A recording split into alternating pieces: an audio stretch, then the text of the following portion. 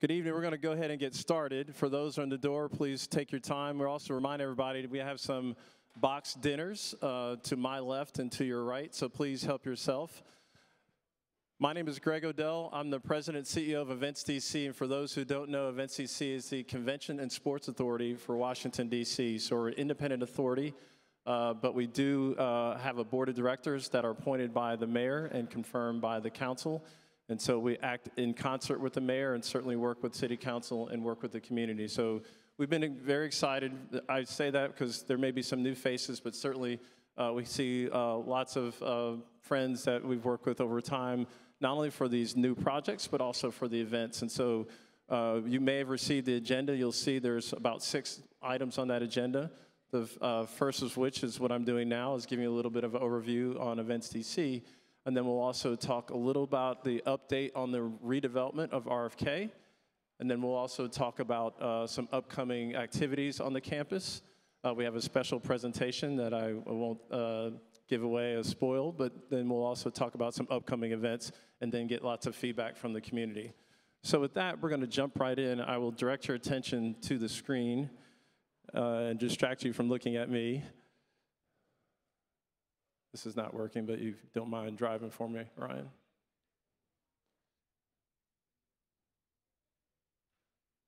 I used to be able to tap dance. I can't do it anymore. There you go. You back up one.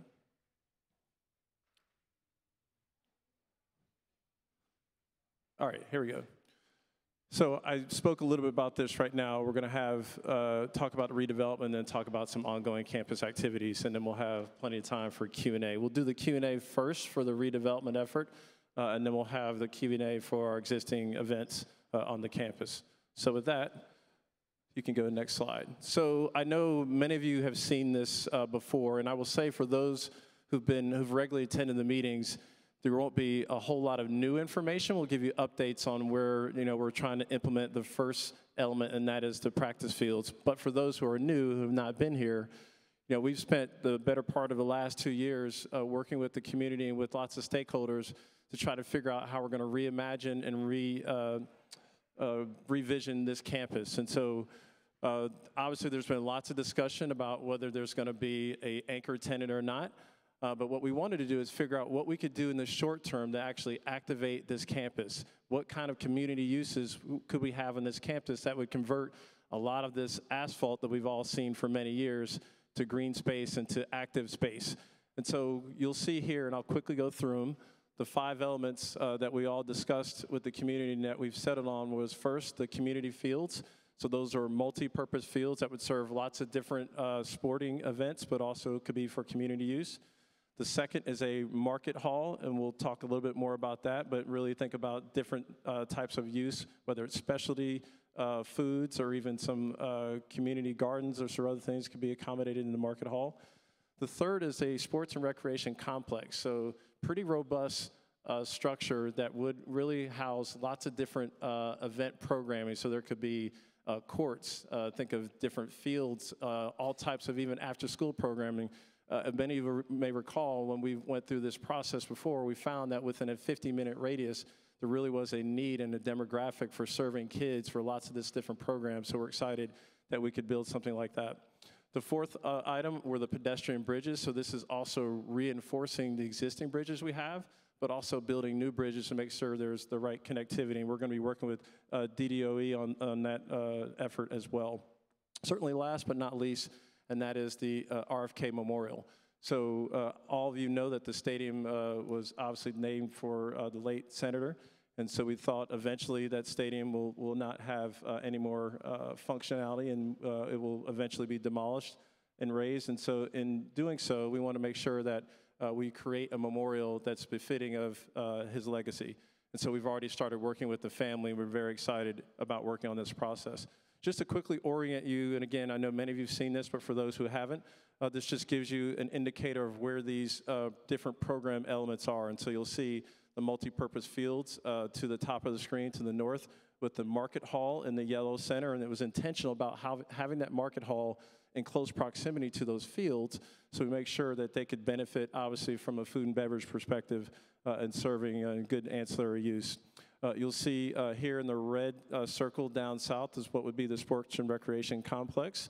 And then in the blue circles are the pedestrian bridges. We decided the memorial right now doesn't really have a location. We looked at a couple different areas, one being the mall location, but nothing's been decided. We want to study and see what that looks like and find the best location. So, as I mentioned, probably the first out of the gate is the multi-purpose fields, and so we've actually gotten a lot of great traction on that. We have a great senior project manager, Ryan Conway, who's been leading the team in this effort. So, at this point, I'd like to introduce Ryan and have him walk you through the progress of where we are on the fields.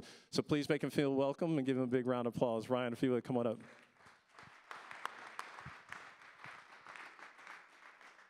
Thanks, Greg.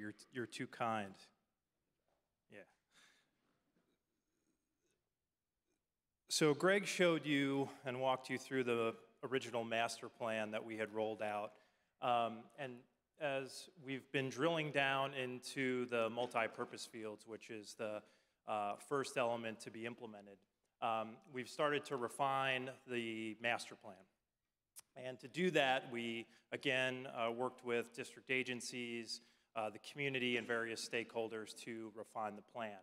And what we did here was we moved the River Road that used to run sort of on the east side of the sports fields complex, and we've rerouted that to go on the other side of the WMATA tracks and down along the side of the RFK Stadium. We felt that provided better connectivity. It responded to the neighborhoods concerned over certain traffic issues, and as well as made DDOT feel a little bit more comfortable with the traffic patterns. In addition to that, we consolidated the fields in more of a stacked program and widened the fields to allow for added programming. You can actually play 2 youth soccer games on each field, so it's a total of 6 at a time. The middle field, of course, allows for softball and baseball. Another thing we heard from the community, which we didn't have in the original plan, was a new playground. So we've added that element, as you can see noted there, near the pavilion. And that pavilion really serves as a central gathering place for the community fields. Not only will it serve as shade from the elements and the sun, which of course is critical when you have hundreds of kids out there playing, but it also allows for year-round programming. It could serve as a facility to allow for futsal, which is a small soccer-like sport, as well as providing space for trophy ceremonies and the like.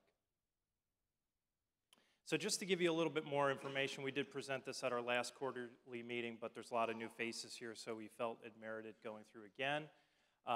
You can see here, this is the existing Lot 7. It's about 27 acres of current parking lot, which we're transforming into these fields. They are synthetic turf fields with a natural infill. Starting from the top, soccer field, the middle multi-purpose field lined for soccer, lacrosse, baseball, and softball, and finally a soccer field down at the bottom for a total of 3.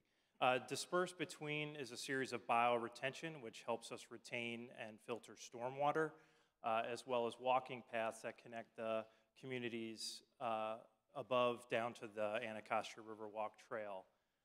In addition to that, we've added green space, which could be utilized by the community at any time, really, but also could be used as warm-up area before and after tournaments. I talked about the pavilion parking. That's largely just resurfacing existing parking to improve the condition and allowing that space to be used for other events. And then finally, just added landscaping and hardscape for the community to use during off days. Greg mentioned we have had significant progress in this project. We've actually just engaged MCN Build and Horde Copeland and Mock as our design build team. So we kicked the project off with them this past week. In addition, we've begun to advance the design from bridging documents to construction drawings, and so we have received concept approval from CFA and NCPC. We'll be going back to them a few months from now with a more detailed design. particularly on the pavilions. As you may know, the property is owned by the National Park Service and operated by Events DC through a long-term lease, so we're working through regulatory approvals with them, including a NEPA categorical exclusion and Section 106. And we're pursuing a text amendment for the fields to allow them to be approved by zoning.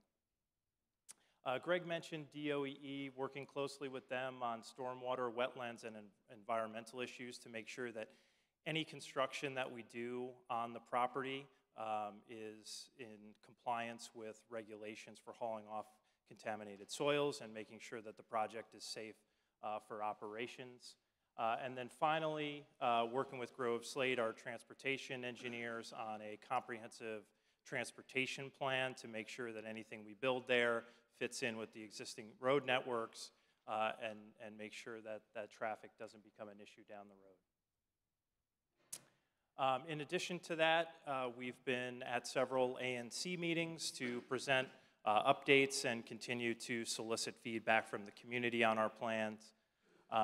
We've worked with ANC 7D to form an advisory committee. Valarial Johnson is heading up that effort, and that's really to make sure that as we move into construction in the fall, that we can make sure that we hear your concerns and get your feedback, not just on the planning end, but obviously during the construction side as well. We do expect to mobilize for construction in the fall. We're currently working through our regulatory approvals and permitting, but we're certainly shooting for that and hoping to open the fields this time next year for play. Greg mentioned the other short-term elements that we're working through, including the market hall, the SRC, the pedestrian bridges, and the RFK Memorial. We currently have a request for expressions of interests out to take the development community's temperature on helping us build the market hall. And we're actually having an informational meeting at the convention center this week. So we're moving that along as well. We're continuing to develop a conceptual plan for the RFK Memorial and working on a fundraising plan for that project. Those efforts are ongoing. And we anticipate soliciting proposals for the sports and recreation complex this summer or the fall. And again, that's the 350,000, square foot indoor sports complex that we would similarly be looking for a public-private partnership to implement that. So with that, we will turn it over to the community's questions. So we have microphones. Pete, you want to grab a couple microphones? Might be easy so we can make sure we record the questions. So if you hold your hand up, we'll come and get it. Thank you. And if you would, these questions, if you'll limit the questions to the redevelopment effort, we'll talk about all our other events later. Thank you. Yes, thank you. Can you please tell us where the access road will begin and end and what roads it will connect with?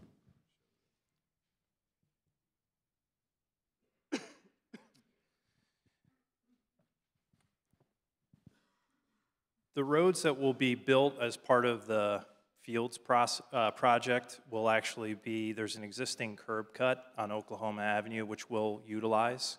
We'll improve the surface of that road and delineate it with pavement markings. So we'll run from the Oklahoma Ave curb cut down along the WMATA tracks and then connect down as you see it bends around where the DC United practice fields currently are, and it will terminate down on the by the Whitney Memorial Bridge. So part of that road will be new, and part of it will be delineated over an existing parking lot.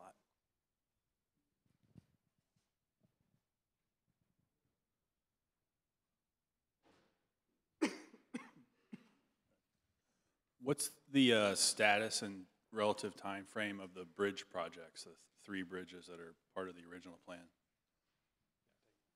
It's a good question. So we really just started the process with DDOE, and so we know that process will probably take from frankly, could take as minimal as 3 and probably as many as 7. I would say it probably will be staged depending on the complexity of some of the stages, but I think, or some of the bridges, but for all of them, we're probably talking 5 to 7 years completion at the earliest.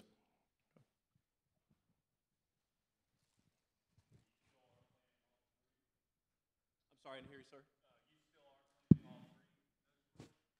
Are we still planning all 3? Yes. So we are, but we've had a couple meetings with DDOE, in particular with Tommy Wells and the director, and they had some thoughts and efforts. We're going to have to engage Army Corps of Engineers, so we certainly are open to feedback, not only from them, but from the community as well. But we're in the early stages on the bridges for sure.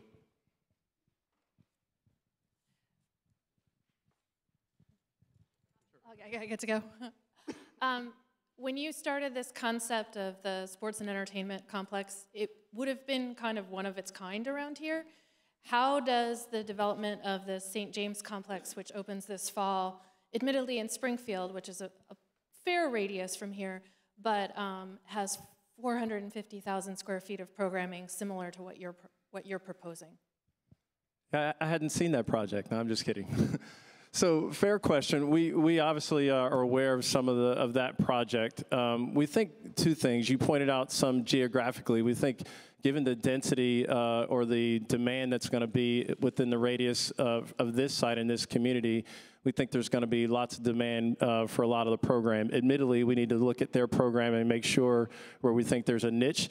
And one of the reasons why we're putting out the solicitation is that any public-private partnership we do, or the private part of that partnership, is going to make sure it's feasible both financially but also from a program perspective. So we will not duplicate or think that we can build something that will be cannibalized by that site or vice versa. So fair question, and we will restudy that before we do anything else.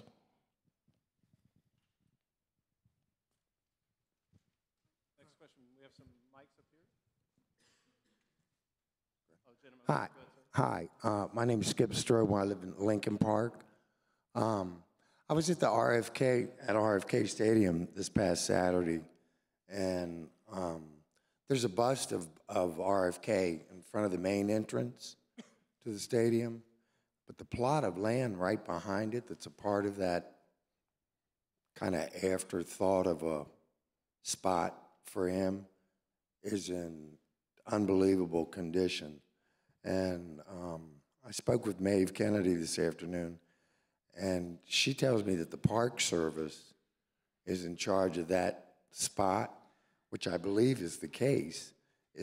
DC owns the stadium for a while, rented, right? But the Park Service, that plot of land, it's right in front of the main entrance to the stadium. I'm sorry, I didn't mean to interrupt you. So the whole, we are leasing the land from the Park Service. So that parcel you're referring to, if it's that close to the stadium, it's part of our lease, but technically it is owned by National Park Service. Okay, so who's in charge of keeping the maintenance up on it? Of the bust?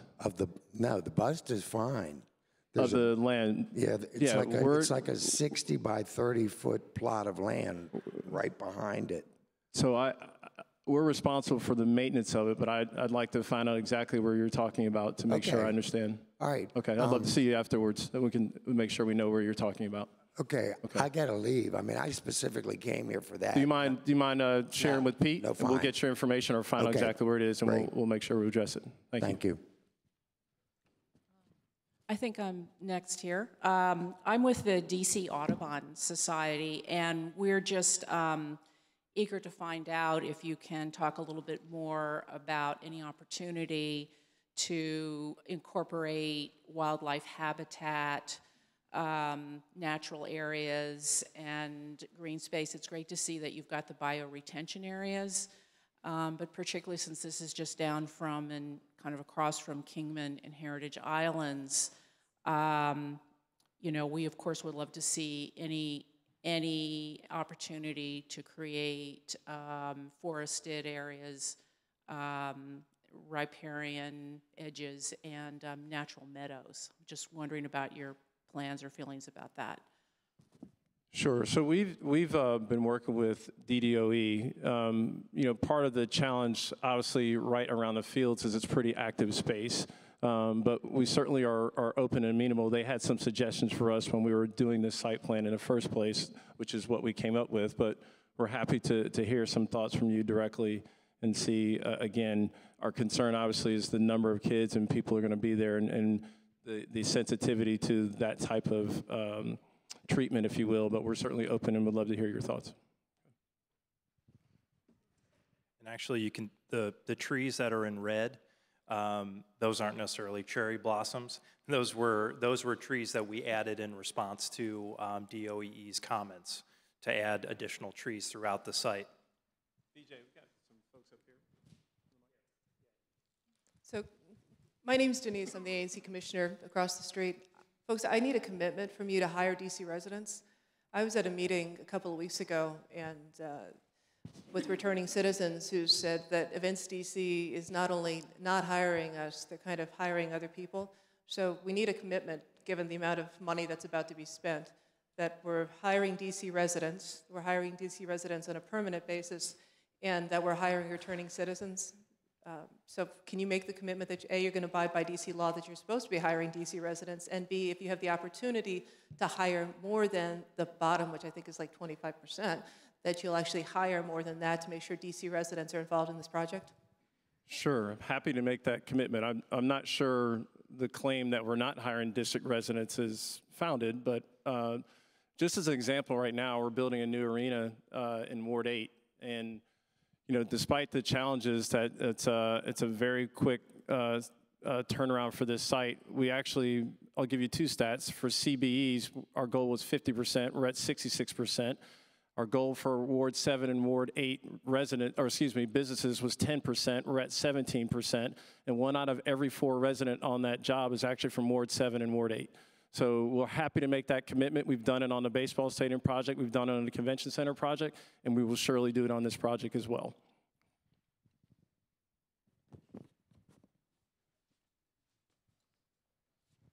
Hi.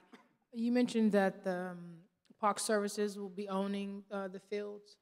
So now you would have to go through, if you want to have an event at a Park Service, you would have to go online and register and stuff like that. How would you have access to these fields? I'm sorry, yeah, so the Park Service owns it, but they will lease it to us. And so we will be responsible either directly or we'll hire an operator for which we will set up a process by which people can lease the fields and actually for a league. So it won't be through the Park Service. And admittedly, we haven't gotten that far yet in terms of operational. Thanks.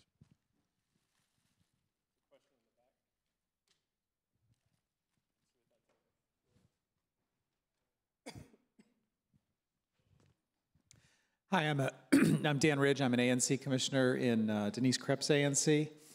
The International Dark Sky Association last month announced criteria for community-friendly outdoor sports lighting. Do you have a dark sky plan to avoid light pollution from any activities at these sites?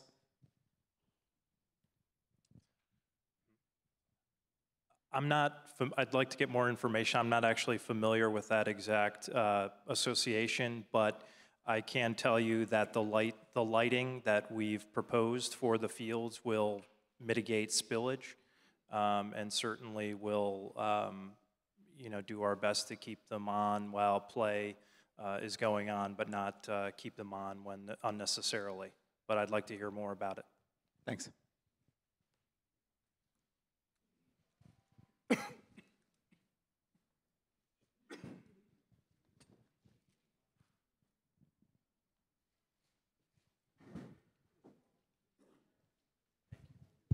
Okay, thank you. Good evening. My name is Fraser Walton, and I'm with the Kingman Park Civic Association. And I'd first like to thank you, DC Events, Mr. Moses, Mr. Boyce, and Mr. Villarreal. Constantly keep us advised of the things that go on with DC Events. And I want to thank you for it looks like green space along Oklahoma Avenue, because we're very concerned about not having the impact on houses and noise and so forth. So we're happy. It looks like you're not putting the sports fields in that part of the neighborhood. But 2, I see that we account for basically all of our sports teams in the city except for football and basketball. I am concerned because a lot of the young men in this neighborhood play basketball, and we want to continue to develop them. Matter of fact, you look like a basketball player. So we have concerns about that. And we also have concerns about a swimming facility because that's so long overdue. And we have seniors, we have children, and we have middle-aged people. And we think that a swimming pool with a walking lane, circular lane of some kind would help the entire community and would serve everyone. So I just want to thank you for the presentation and hope that you consider some of these ideas. Thank you for your comments, and thank you for acknowledging me as a basketball player. I really appreciate that. My has-been, but I always appreciate that. So in all seriousness, your comments about the swimming pool are well taken, and the other amenities in basketball. We, when we first started meeting with you all, with the community, we talked about a lot of different programs and even looked at an aquatic center. One of the things we do think we can try to accommodate in the sports and recreation complex is certainly both what you mentioned, basketball courts, but also looking at a swimming pool as part of that complex as well. So thank you for your comments. Next question.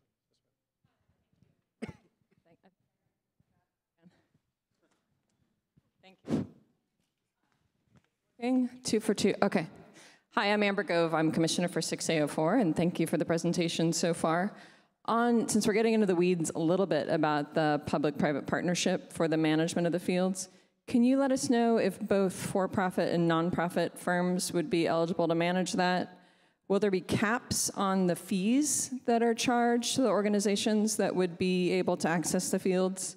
And mostly we'd want to know if organizations proximate to the Hill, like Sports on the Hill or others from both Ward 6 and Ward 7, would be able to meet those pricing ranges. So are they going to be able to afford to use those fields, and have you already talked to those organizations about the current pricing and arrangements they have with DGS? Thank you. Thank you for your comments. I'll start with the latter. We definitely want to develop a structure or construct that will accommodate community use, and so either heavily discounted or some free use, and certainly taking into consideration close proximity for the community to do that. As it relates to caps, I think we want this to be affordable. We know this is not going to be a profit center at the end of the day, and we'll have to, in some form or fashion, subsidize this to some degree. We want to be able to cover our costs as best we can. But I won't presuppose and say we'll absolutely have caps, but we want it to be affordable and within market rate or lower, given the discount structures that I just talked about. And then the first one you mentioned was nonprofit or profit. We're certainly open to solicitation for some portion of the management that we think that will outsource. We had not made that determination yet, but when we do, we're certainly open to having partners to help us. Okay, thank you. Hi, I'm Chandra J. Raman, ANC 6B08, which is right down the road. First of all, thank you for your outreach, and it's a great group of people that have showed up here tonight. So that's testament to you and your outreach. I was looking at the zoning text amendments that you guys are proposing. One of the things I did not see in there, which is of concern to families, is that are using the fields is no place to get any sort of food to feed their children in between games and soccer games and baseball games. Can you speak to that a little bit, please? So I think, we proposed this plan in total, and so we obviously thought, you want to go to the screen, that the market hall would be the other element that we're proposing, that would be the ancillary use, that would be the food and beverage component for that.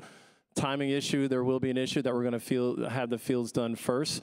So we'll have to think about whether we can do something on a temporary basis before the market hall, but we absolutely want people to enjoy the full experience, and we know that full experience comes with food and beverage, and particularly hydration if they're playing these sports. So thank you for your question. Hello, my name is Ian Washburn. I'm with Rebrand Washington Football. There's another monument located over at the stadium that a lot of people may not be aware of. It's a monument to George Preston Marshall, who was the founder of the Washington football team. He was also the final racial segregationist owner in major U.S. sports. He left a pretty sad legacy on DC sports. The monument went up a few years after he died. It's been there now for almost 50 years, but there have been past efforts to relocate the monument that have failed. The towns where he's from in West Virginia were offered the monuments. They didn't really want them. Family members don't want it. The Pro Football Hall of Fame doesn't really want it. So I'm asking Mr. Odell and Mr. Moses, is there any plans going forward about removing the Marshall Monument? I'm just curious about the future of it. Yes. Thank you for. No, it's a great question, and we've had great discussions about it, as you've rightly voiced concerns about it. So a couple things, just the background and context. For us, as Ian has rightly pointed out, we've had some difficulty understanding the ownership of who actually owns this. So there's a little bit of liability for us removing something for which we need to find out who technically owns this facility or owns this monument. We, in our role, have to be agnostic as to the characterization of this owner. I have my own personal views, but I'm not here in my personal capacity. We actually, oddly enough, just received some other inquiries about someone having interest in this particular monument. So we're going to pursue that proactively and see if we can actually find a home for this off this campus. So I'm glad you asked, and that is a real-time update. Okay. Yes, I'm a resident, excuse me, please. I'm a resident of Oklahoma Avenue, and we all know that that land is toxic. So I was wondering if there's going to be an environmental impact study, who's going to do the study, and also this doesn't seem to be a well-rounded activity level. As a senior citizen, I don't see anything there that applies to me. So I would like for you to speak on the environmental impact statement and maybe adding some additional things for the entire community. Sure. Certainly the environmental piece of it is a concern of Events DC. We've completed a phase 2, so we understand that there's some level of contaminants on the site. The good news is the construction work that we'll be doing as part of the fields is not very intrusive. We're not digging down very far to build the small buildings that we're putting there. We don't have to really dig down far to build the fields. So it's really more of a fill site than a cut site. And we'll do what we can to mitigate the amount of earth that we disturb. For the earth that we do disturb, we're working on a plan right now with DOEE, and that plan will stipulate that any contaminated soils that we come across will have to be treated and hauled off to soil-safe sites. So we certainly have that on our radar. It'll be an issue for all the projects that we build, and we'll have to take appropriate steps to mitigate that, mitigate those environmental contaminants. On the programming for seniors, it's an excellent point. We had begun the process of getting feedback, mostly as it relates to the program of the sports and recreation complex. And we thought there was a way to build lots of programming in there, but we need to make sure we're capturing feedback. So I think what we can do is address one in our community meeting to have some type of breakout on the sports and recreation complex, but then also we can post on our website as well for collecting feedback as well. So point well taken. We want to make sure this is a project for everyone in the community. We probably will take maybe 1 or 2 more questions on this topic, and then we'll move into the rest of the program. Hey, Bob Coomber. Hey, Bob. Hey, how's it going? ANC 7001. I just wanted to say thank you guys for putting this on. We've been talking about this since like 2011 when we first formed CRISP, and now that we see this up on the board, it's pretty incredible to see, so I really appreciate that.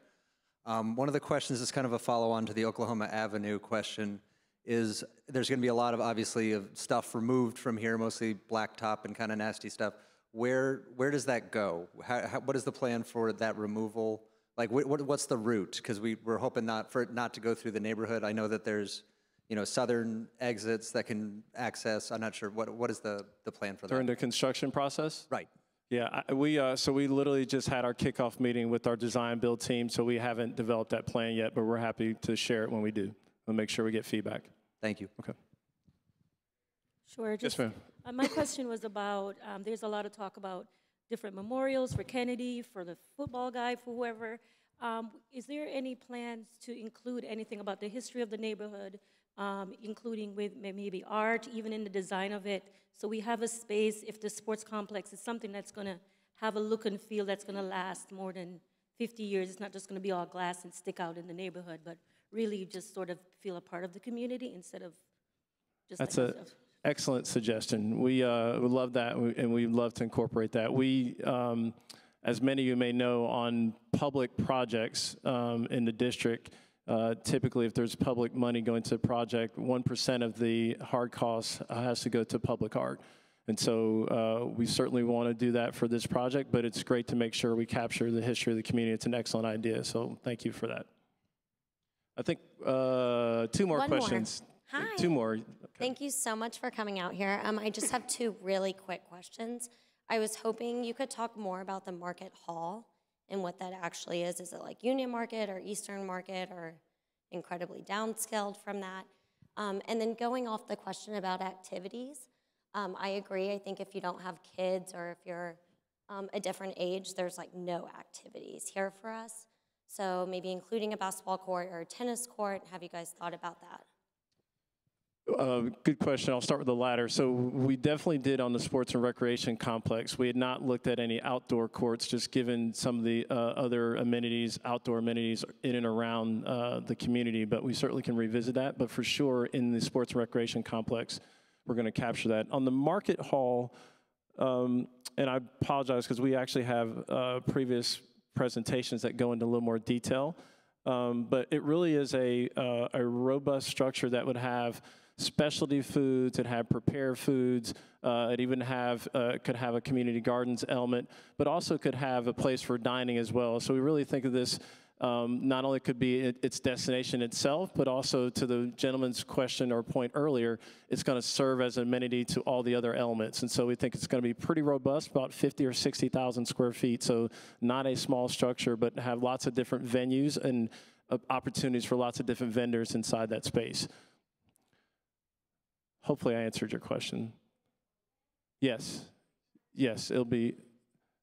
If you'll see the image on the left is actually you're inside but looking out onto the fields. The upper left would be kind of a good depiction of what that would look like. And again, this is a conceptual design, but very open air space. Okay, you get the last question for this section anyway. As a follow-up to her question about the environmental impact study, I know enough about how NEPA works to know that an EIS is the highest, and you were able to obtain a categorical CADX. So can you share the documentation with the community that led you to get the CADX by having to do a full EIS as a way of assuaging our concerns about what's being moved? Sure, we're happy to share it. And those studies were specific to just these parcels that we're working on, not for the entire campus. So we're going to move on. Thank you all for that. One, I should have first thanked everybody for coming out. It's beautiful weather outside, and you could have been anywhere. And so we appreciate the fact that everyone's here. We got a great crowd tonight, so thank you all for coming here. So we're going to move on to the next part of our conversation, and this is really a preview for some upcoming events. We, in the spirit of wanting to activate this campus, and certainly for the community and get some excitement, we found a potential partner that we're very excited about and wanted to share with you all tonight. So without further ado, I'll ask Mr. Eric Moses to preview, and then we'll jump right in. Good afternoon, everyone. As Greg mentioned, part of our plan as we get ready to kind of redevelop the RFK campus has been to figure out what incremental improvements we can bring to the campus in terms of recreational amenities that are available to you and to the city all year round. Those of you that live in the neighborhood will notice that we have added a batting cage in partnership with Capitol Hill Little League. We added several years ago a skate park that is open to the public, and last year added a mural to that skate park, speaking to the public art part of the question earlier. And we most recently added a pole vaulting apparatus next to the skate park that will be used to train pole vaulters and track and field athletes throughout the city, both on the high school level and below, as well as people who are just interested in doing a different activity and doing something different. So those three things have already been added to the campus, and in an effort to try to increase those amenities for those who, to the young lady's question in the back, who maybe don't have kids or are looking for things to do, we are looking for a partner to help us add a go-kart track in parking lot 8. Many of you have been involved in this process. Will recall that we talked about go-karts as a possible opportunity for inside the Sports and Recreation Center, indoor go-karts, and we thought this would give us an opportunity to bring something like that before the SRC is ready, and to give the community an opportunity to have that recreational amenity. So I think we have a couple slides up here. Summit Point Kart is a partner that we're talking to about this, and that have been out here looking at the site and prepared to partner with us on it. For those of you who know the parking lots fairly well, parking lot 8 is going to be kind of right behind here, right behind the DC General, and not all of the parking lot will be used for the go-kart track, but probably 3/4 of it, and it will contain 3 different tracks, a beginner, kind of an intermediate, and a advanced track that users will be able to use. You can see pictures there of the go-karts in action. Those are similar to what they look like. These are not rally cars. These are small go-karts, which many of us grew up driving and are familiar in this region. I don't believe that there are very many of these tracks, if any, in the district right now. There may be, I don't think there's any. I think they're out in Maryland, so we think this is going to be a great amenity to add. We held a focus group on April 23rd to kind of discuss and talk through the idea of bringing this to the community, and I think that was a robust discussion, and people were pleased to hear that we're adding something additional. The gentleman who is partnering with us has been in the industry for a very, very long time. He likes to tell a story about how he was even conceived in the back of a race car. His dad was a driver, and he was a driver as well. He's been working in the industry for the past 10 years. One of the things that we're really excited about with having the go-kart track here will be the opportunity to partner with the community for things like community days. If any of you are raising teenagers like I am, and you're worried about getting them into cars and figuring out how to get them some driving time before they have your car out on the streets, this provides a great opportunity to do that as well, to get young people in these cars. And there are going to be some job opportunities. We think about 25 or so job opportunities from entry level up to managerial for people to come out in the neighborhood, hopefully, who will be able to work and help in the operations of this track. So again, I said 3 tracks. There isn't a need for any real construction. We're going to use the existing asphalt. Essentially what they're going to do is spray lines on the asphalt to show the various tracks and put some parameters up and maybe some fencing. There will be a trailer in which you can buy your tickets and also get the training that's necessary in order to drive the go-karts.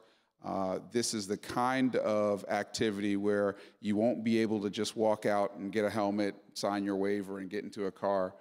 Everyone will have to go through a training process first, and that happens for each of the 3 tracks that you'll want to ride on. So you can't go from a beginner to an advanced. You'd have to also get certified for the intermediate and then for the advanced. You see what else I can tell you. Obviously, safety is very important for us. Everyone will have helmets.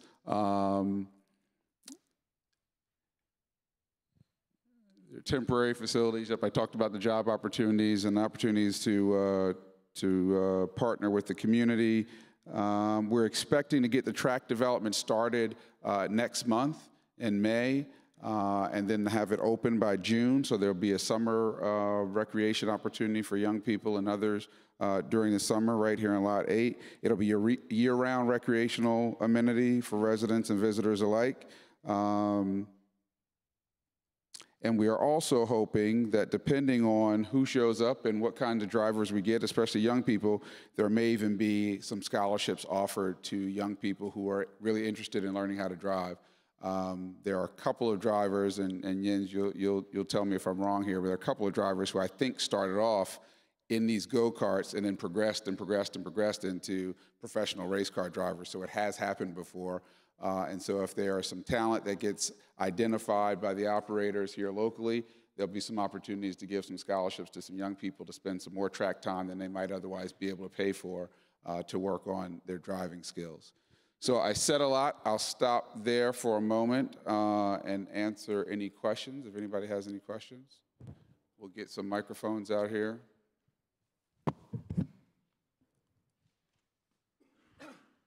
I live right up here, up the street, and what are you going to do about noise mitigation for these two-stroke whining things? Yeah, it's a good question.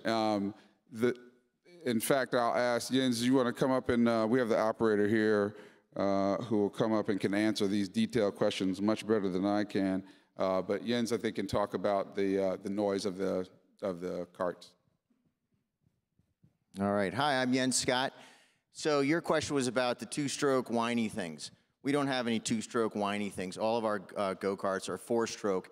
They're all muffled, and the sound is going to be quite subdued to what you may have thought of when you think of a go-kart or a 125cc dirt bike, tearing it up. They'll be very quiet relative to what you have in mind there. Did that answer your question? I could give you sort of specifics, but what's that? Right.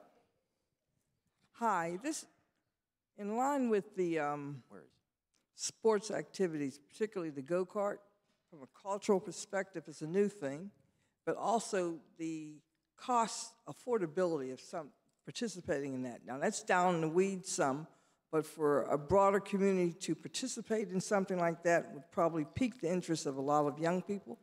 And I'm curious about costs and affordability of some of the activities that will take place on the campus. Well, yeah, so about the go-karts in particular? Okay. About the go-karts? Or? Okay, so the go-karts. The go-karts are, let me just talk about what the retail price is. $25 is a 11-minute session on the track. And typically people will do 2 to 5 sessions. So if you're coming in from someplace and you want a go-kart, that's about what it costs.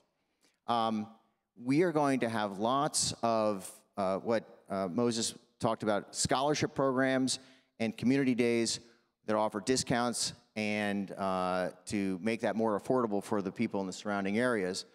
We're also we want to cast a wide net. We want to make sure that one of our missions in there is to discover talent where you don't normally find it.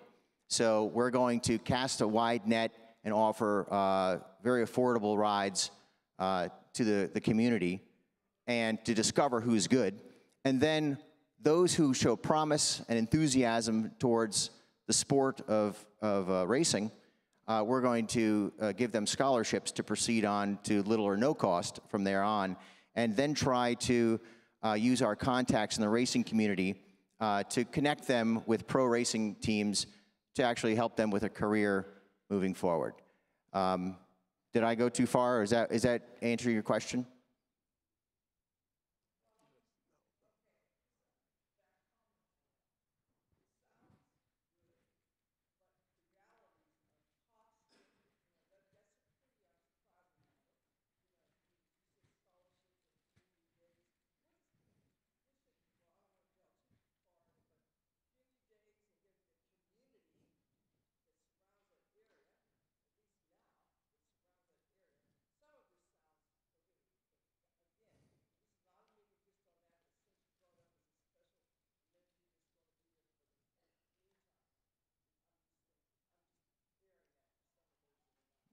Well, yeah, so the you mentioned the community day idea.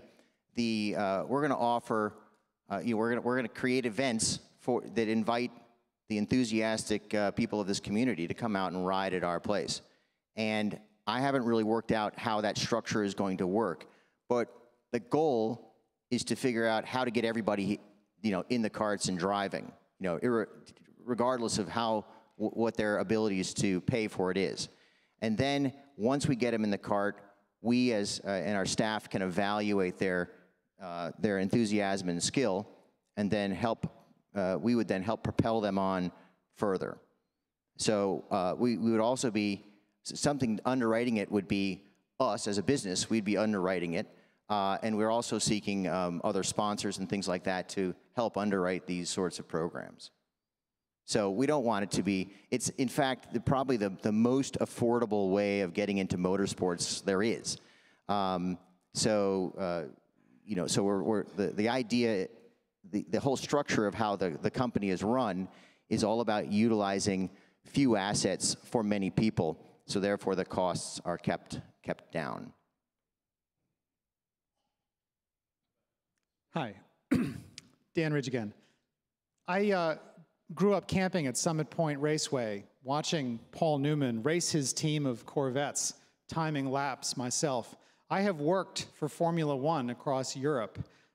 I'm a longtime sports car owner and former dues-paying member of the Sports Car Club of America, the major sanctioning body for most amateur motorsports in the United States. And as a huge and recovering fan of motorsport, and an ANC commissioner, it is my view that gasoline-powered go-karts on the banks of a river are irresponsible, full stop. And I'll just leave my comments there. Thank you.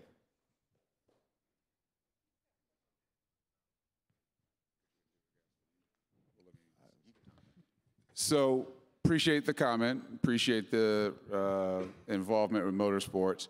I think we won't have any tanks, underground storage tanks for fuel, and I'll let Jens talk a little bit about how they're going to refuel the cars, but they are gas-powered cars, and I think we'd have to talk, and we're happy to talk to you after about any specific concerns other than the fact that they're gas-powered and going to be in parking lot 8. I don't think they're going to be that close to the river, and as you can see up here, I don't know if you can see, this is the track, the 3 tracks in this area here.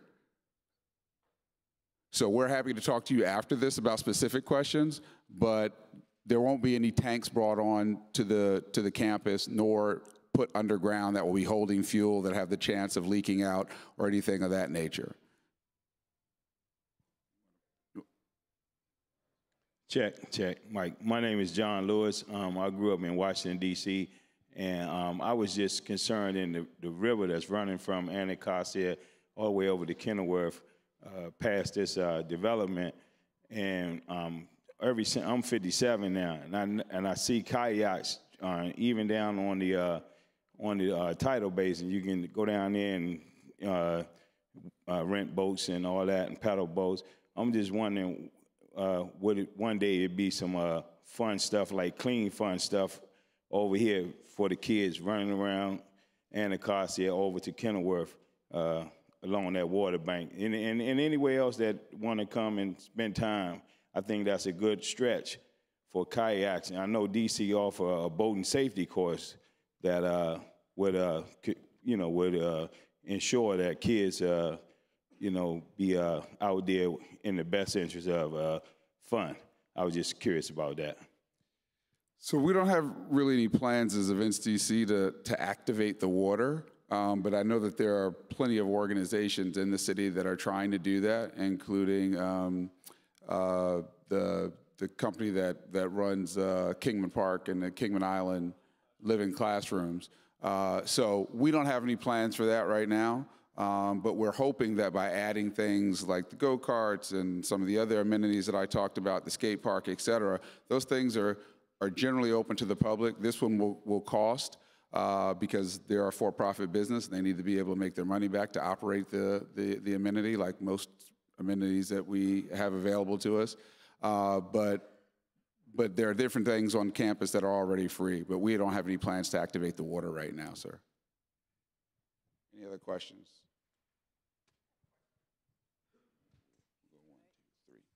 So, bathrooms.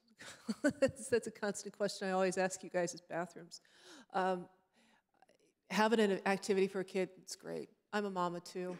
They have to go to the bathroom every 2 hours if I'm lucky. Where are these kids going to the bathroom? Where are these kids eating? Where's the trash going? How are they getting here? I mean, I hate to be the mom here, but that's what I think about when I hear about kids. And that's not what I've heard tonight. I've heard you've got a plan, and it's really exciting. I mean, I helped build a go-kart as a kid, love them. But I'm now a mom. So now I have to ask the questions of where are they going to the bathroom? How are you feeding them? How are they getting there? Who's picking up the trash? And how are they going home? So if you could give some more details about that, that'd be great. Yeah, so Porta Johns, there will be laboratories there in Porta Johns, just like we treat events now. In terms of food, there's not going to be a lot of infrastructure here, so there will likely be food trucks and other kinds of mobile food options. In terms of your question about how are the kids getting here and going back, I'm not certain that that's something that we've, I mean, in the same way they would get to the movies or any other place, that's not something that we have taken into account as a responsibility of the operator, obviously. All of this is still available for parking.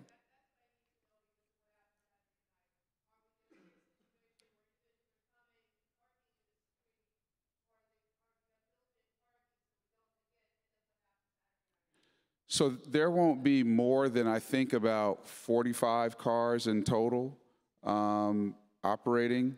Am I getting that right?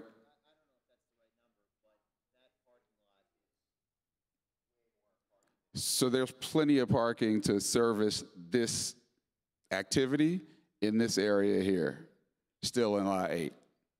It's plenty of parking. And the comparison of Saturday night to the numbers of people that we'll see here is night and day.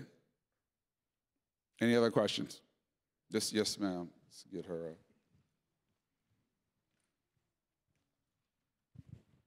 Hi, my name is Felicia. I love go-karts. That's something that I did when I was younger and I always enjoyed it. But my question is, who came up with the idea of having go-karts? I mean, was it a consensus of the neighborhood or just somebody just say, oh, I think a go-kart track would be great?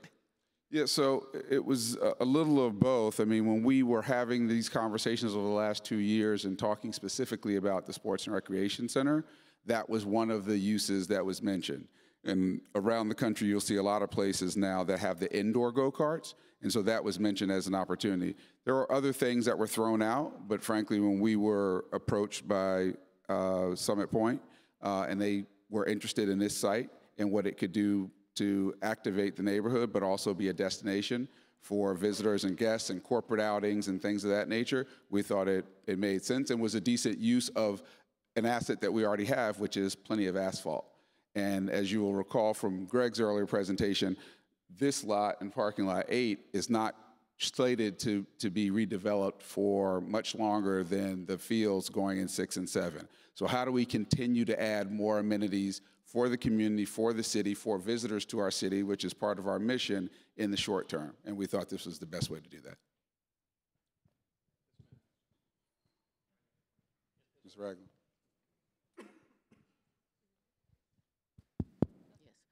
Good evening. My name is Veronica Ragland, and I have 2 questions. In the past, there has been discussion by the National Capital Planning Commission about space for future memorials. And so I'm wondering how whether that has been factored into your plan, because RFK lies on the monumental core. The second question is concerning buses as a staging area for demonstrations downtown. Has that been taken into account for the plan? And since we are part of the monumental core, there has been discussion about those 2 items. Thank you. Sure. So on the first one, We're aware of the NCPC's planning effort. Part of our mission, and since we are still controlling the site, and we had a lot of conversation about this initially when we embarked on this process, was that it is the constraints of the lease are still for sports and recreation, stadium or recreational use.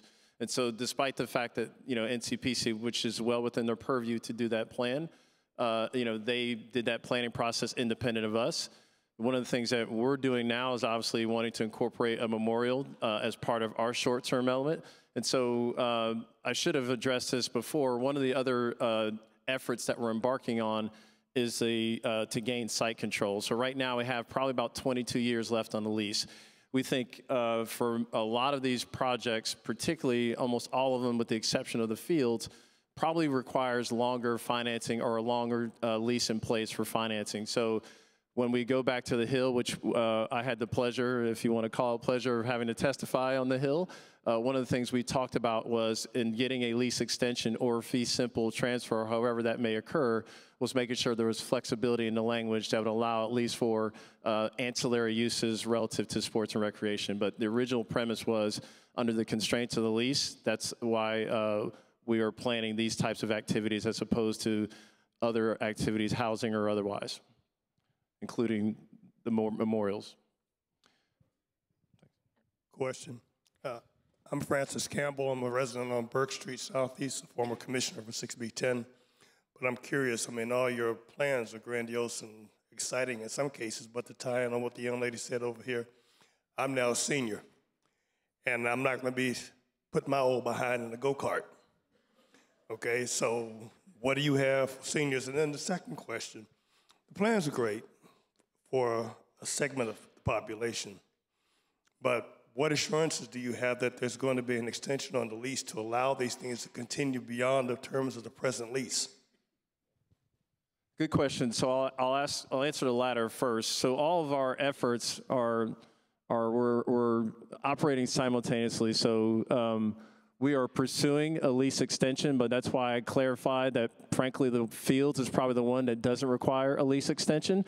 And so we feel comfortable making the investment in the fields, but we will not spend millions of dollars building anything that needs financing. And frankly, we wouldn't be able to get the financing unless we get that lease extension. So I can't give you any assurance, but I can tell you we're not going to move forward with the majority of that effort until we know we were able to extend the lease or get a fee simple transfer. Your question about the seniors and activities, it doesn't even matter for age. I can't fit in a go-kart myself probably, so I'm not going to be riding either. But I think the point is we're trying to get other amenities that will serve different audiences. And so whereas the go-karts may not be for somebody, we hope the open fields that are multi-purpose. But equally important, when we do something like the sports and recreation complex, we definitely want to make sure we're capturing activities that we think will be for seniors and all others that can enjoy that. So please stay tuned. We want to incorporate that into the sports and recreation complex. I think we have one more question, then we'll move to the next agenda item. Sure. Let me take hers and we'll come back to make sure I heard the clarification. Great.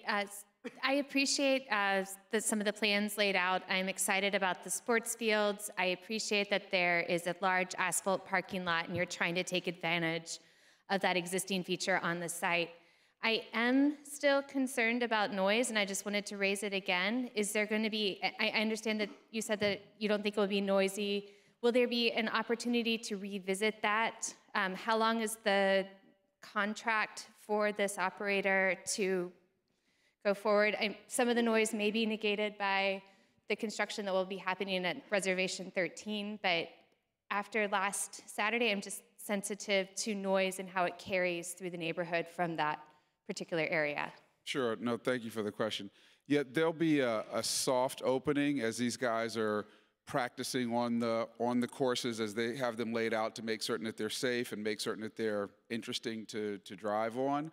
There'll be an opportunity for a soft opening, not only to allow community members to come out and take part, but also so that you can hear and experience it for yourself to see what you think about the noise at that time.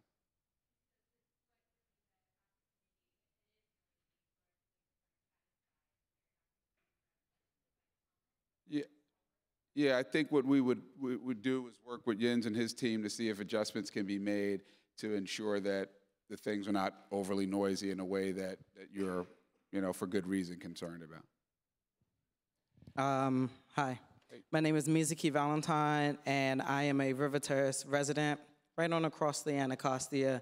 We are very excited about the things that are happening at the RFK campus. We're happy you're out here listening to the neighbors. In our neighborhood, we're really excited about the pedestrian bridges. And so I just wanted to hear you say out loud that the pedestrian bridge from River Terrace to Kingman Heritage Island to Kingman Park is actually going to be there, because we're a community of seniors, and that pedestrian bridge will make it so much easier for members of our community to come on over and join Kingman Park and these lovely festivities. Yeah, it's something that we've heard consistently throughout and is important to us, so that is going to happen.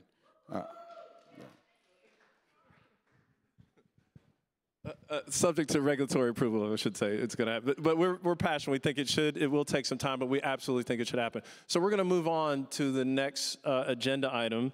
If our commissioner would come join us for a special presentation. Please give a round of applause for Ms. Denise Krebs.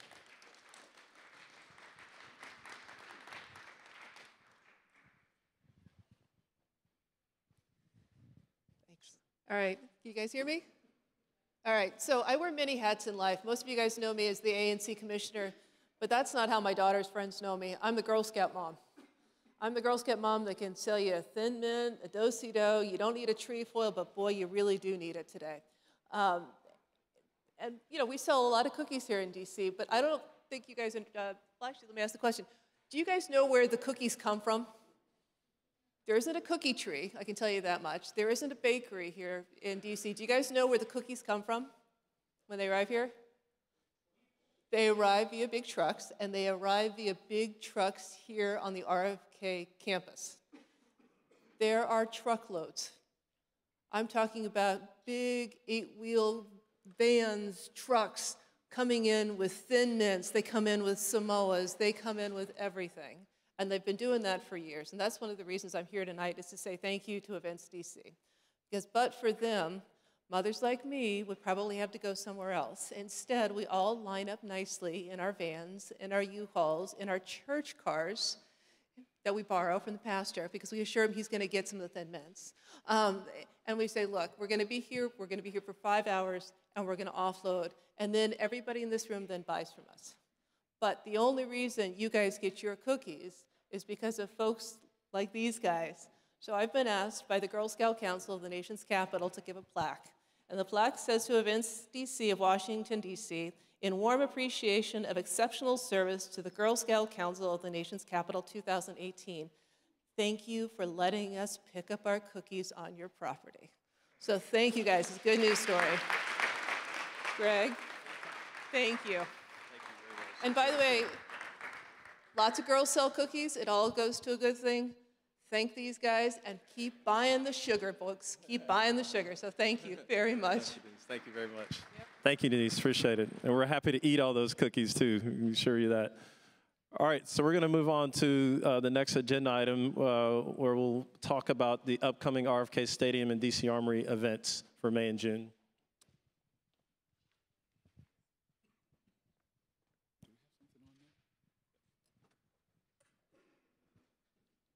So, as you can see up here, we're going to review some of the more recent events on the campus. Hopefully everyone here is receiving our updates monthly. If not, please raise your hand and we'll send somebody around to get your contact information so that we can be sure that you're on our email list. Valerio, if you and Pete, if you guys see folks with their hands raised, please get their contact information. So we had our Shamrock Festival on March 17th, which has been going on for quite a long time on this campus, celebrating St. Patrick's Day, as you would guess. This is, I think, our third year of the National Cannabis Festival, which was held on April 21st. That event continues to grow. as an educational event in the city, but now with a music festival that is drawing people from across the city and frankly outside of the city to come to it. The U.S. Junior Bike Racing Series is a kids bike racing series that has 2 races. The one we just held on April 22nd, and then there is another one that will occur on March 26th. And some fun facts about that: there are about 300 youth under the age of 15 years old who competed on a closed course and a fast track. We did this in partnership with Rock Creek Velo, which is a DC nonprofit. And there's one young lady who lives in Prince George's County who's working with Children's Hospital to raise about $50,000 through her cycling efforts. So we are certainly happy to be able to be a part of that effort, both in April and coming up again in May. I mentioned earlier in talking about the SBK go-karts that we did a focus group in the neighborhood on the 23rd to get some early feedback about the idea. This past Saturday, we had Broccoli City Festival, which has in 3 or 4 years in the city become one of the bigger festivals in the city, drawing people from across the region and frankly across the nation. The event sold more than 30,000 tickets in a matter of days and brought in some high, very well-known talent in here, and we will have an opportunity to talk about that momentarily. Police Week is coming up very soon, in May 13th through the 15th. They'll be in one of our parking lots, so we'll have the opportunity to welcome officers from around the country to Washington, D.C. We'll again have the Smile Project Carnival and Concert, which will happen June 1st through the 4th over in parking lot 6. And then one event that we're really excited about is the Wales versus South Africa rugby match. It's an international, I think they call it a test match in rugby, and that'll be on June 2nd. We're expecting a crowd of between 20 and 30,000 people for that. It's the first international rugby match of its kind that will be held in Washington, D.C. Very happy about that. What we have learned in engaging with USA Rugby is that there are a lot of grassroots rugby organizations in Washington. In fact, there's one over at Anacostia High School, and so many young people are being introduced to the sport, especially given all the concerns around tackle football. And so it'll be a great opportunity to get people out, and young people in particular, out to see some of the best athletes in the world in this sport compete against each other. Both these teams are ranked in the top 10 in the world.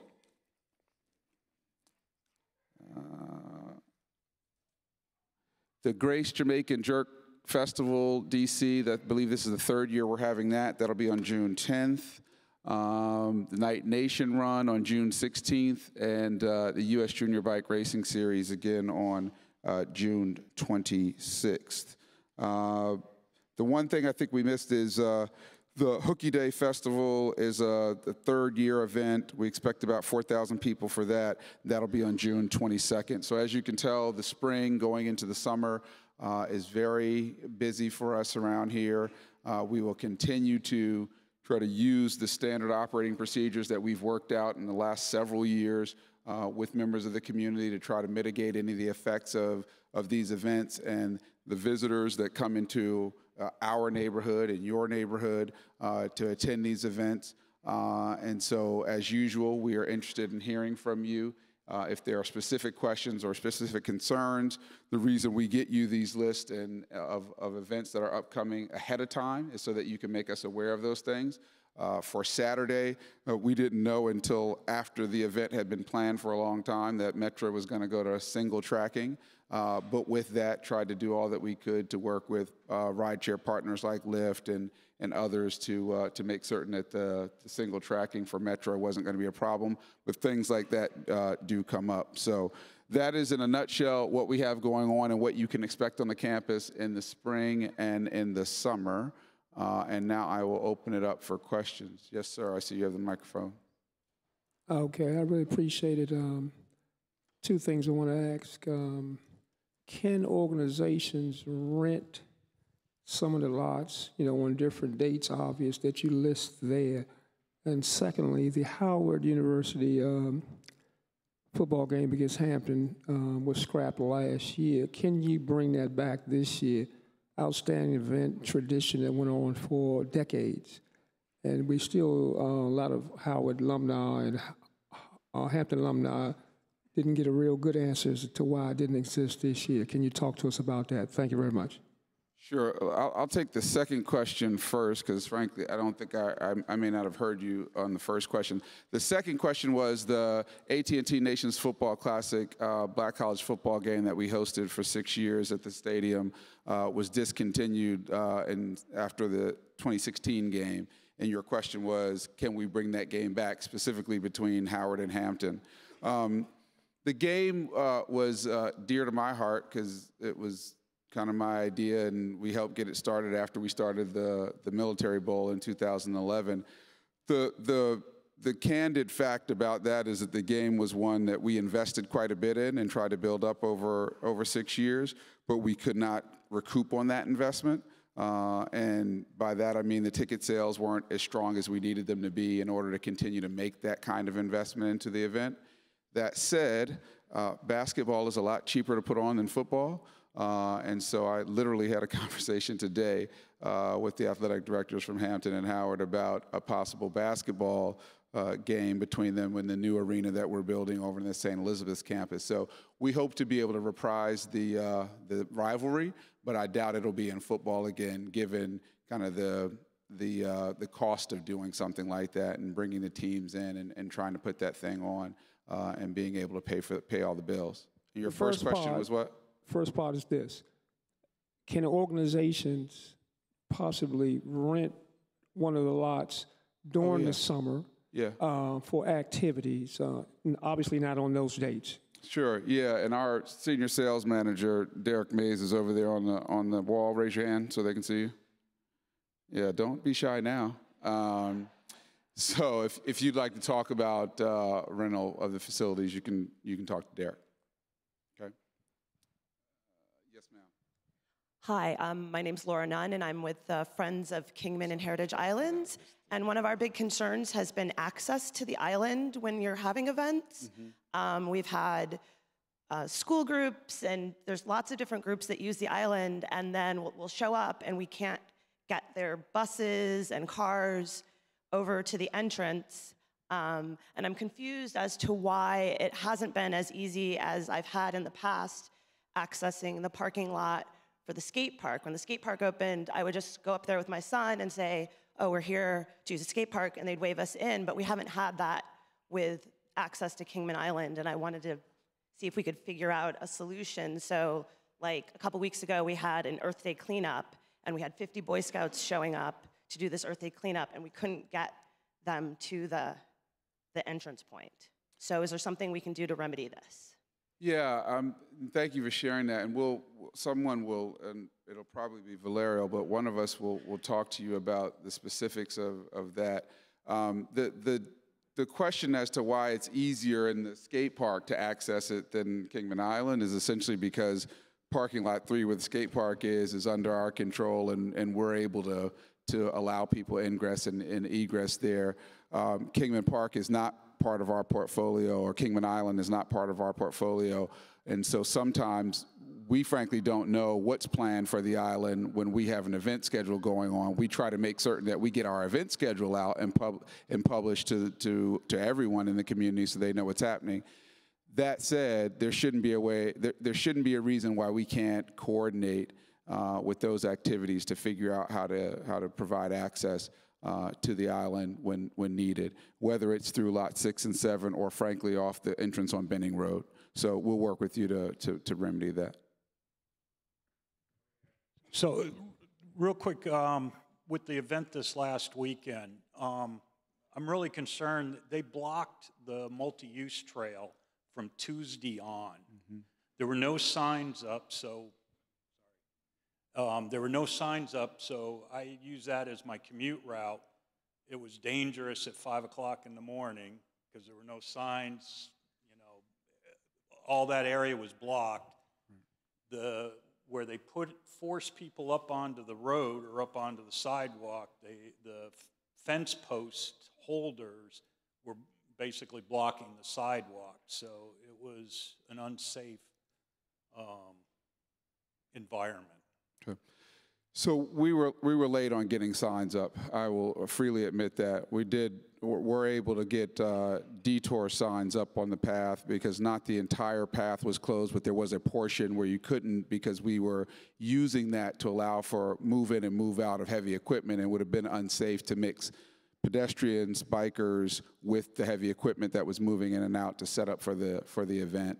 But we did eventually get detour signs up there, and I think through our newsletter, we sent out an overview, I don't have a map up here, but a map that showed in green kind of where you could still access the trail, and in red where you couldn't access the trail, and that went out at least twice I saw during last week. So, but admittedly, we were late on getting those detour signs up. Well, that's one of the things that needs to go out on the Hill serve list so that people. I didn't hear what you said. The server list? Yes. Yeah, we'll make certain you get on that for sure. The second thing is about that same pathway is employees are still using that as a cut through. Whose employees? From the stadium, they come under the path, under East Capitol and hang a left there on the multi-use trail so they can cut up through the to the East Capitol exit, or Independence. Okay, well, we'll talk to you about that to get the specifics about that. Thank you for bringing that to our attention. There we go. Just following up on that, there were situations, I think it was during the Shamrock Festival, where the river trail was cut off. But my understanding is that that's Park Service land, so I was curious as to how it got cut off, and if that's going to be the case in the future, because I don't think it used to get cut off, and it was cut off this year. So I was just wondering if you could speak to that. Yeah, I'm not exactly certain about that. We are trying to always keep open the Park Service part of it. The challenge, just like the young lady's question about accessing the islands, is you have to go through the property that we control to get to the property that is controlled by others, and sometimes that's difficult to do. And what we want to make certain is when people are setting up for their events that they obviously can do so in a manner that's safe and that nobody gets hurt that way. We will double down on trying to work with our customers to ensure that they can set up and fence and have a perimeter around their events without closing down areas that don't need to be closed down. Sometimes that's not as easy to accomplish given the footprint and the layout of those events, but to the extent that we can, we're obviously committed to doing that. Thanks. Yes, ma'am. Hi.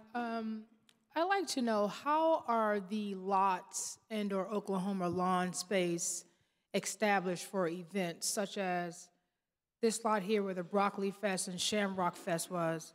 That's an ideal space for any type of event of that magnitude. And what I would highly like to recommend is that Cannabis Fest be held on the same lot. That is not, if you took either one of the Shamrock and Broccoli, I would prefer to have that on the Oklahoma lawn, which is outside my house, opposed to this Cannabis Fest. So, like you just mentioned, that it's continuing to grow. Yes, ma'am. And so, it's not in the resident. Of course, everyone is, affected by the parking. No one is out there, policing the parking as they should for stadium events, which myself and I'm sure others come home and they can't find parking because our neighborhoods are saturated with the parking. But my main concern is that Cannabis Festival that's right outside my door.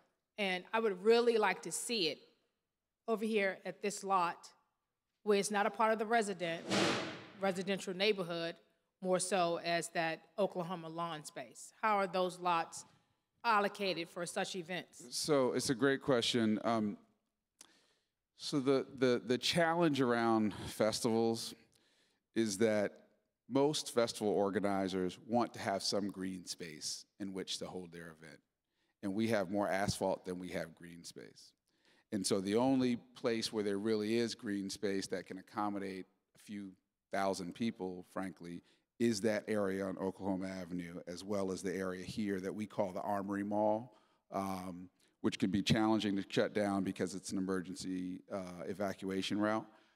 as those events get larger, and that event started much smaller than that. When it first started, it was a couple thousand people. It was much smaller. As those events get larger, moving them to parking lot 8 is the plan.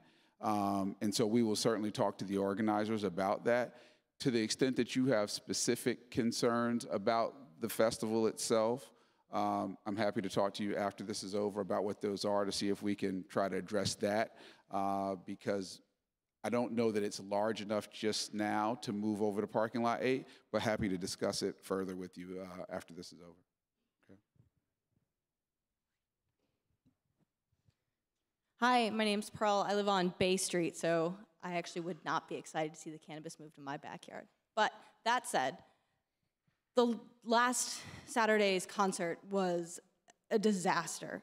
And I want to know what specific planning steps has the city identified that created that problem, both from a noise, transportation, parking enforcement perspective, and what are the specific steps that y'all are taking to make sure that doesn't happen with the next event? Thank you. So I can tell you that parking is always an issue, frankly, in the city. I mean, I live in Ward 4, and when we have events at the Carter Barron Amphitheater, parking in my neighborhood is an issue as well. We alert all city agencies to our event schedule well in advance, in particular DPW and DDOT, who are responsible for towing and ticketing. We make certain that they're aware of what we think the estimate of the number of attendees will be, what the hours are.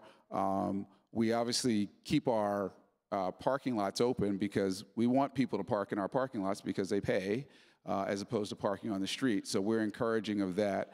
With this previous event, they had a big partnership with Lyft as a ride share, so also encouraging people to take Lyft as opposed to driving here. So, we kind of feel like with respect to parking, it's something that the events will affect, but we don't necessarily have the power to directly affect or impact what happens with towing enforcement and ticketing enforcement. I've been told that over 100 tickets were written on Saturday as a result of parking infractions. I don't know whether or not there were any cars were towed. It's my understanding that a parking infraction, unless it's in front of a hydrant or some other public obstruction, is not a towable offense for the first time. So we will continue to work with DPW and DDOT to make certain that they're acutely aware of what we're doing, and so they can be out in force to address that. And we also encourage the promoters to make announcements from the stage to the crowd about respecting the neighborhood, about ensuring that whether it's your parking or whether you're walking to or from the metro, that we have neighbors here and we should treat this neighborhood as you would if it were your own. So we do those kinds of things in order to try to mitigate this. I won't try to act like, if you bring 30,000 people in here for an event, that there isn't going to be some impact felt by the neighborhood. There just is. There just is. And that happened when the Redskins were here, and it happened when the Nationals played here. So we will continue to try to work in partnership with you all and with our ANC commissioners and others who are interested in productively working together to try to mitigate this stuff. But to say that there won't be any impacts felt by you for, frankly, what our mission calls us to do would not be telling the truth. Let's follow that up then, because you're being nice. I ended up with a cop car in front of my house. I was not happy. I had a cop car in front of my house, and I had my kids in my basement, and I was scared shitless. I was scared shitless because there were two individuals blocking it, two cars blocking an alley, Maryland cars. Guys were drinking beer in a handicap spot. Now, I had had a lovely day Saturday. I had spent time with my girlfriends, came home, and got barraged by emails of lack of parking enforcement, public urination. It was spectacular. So there went my great day.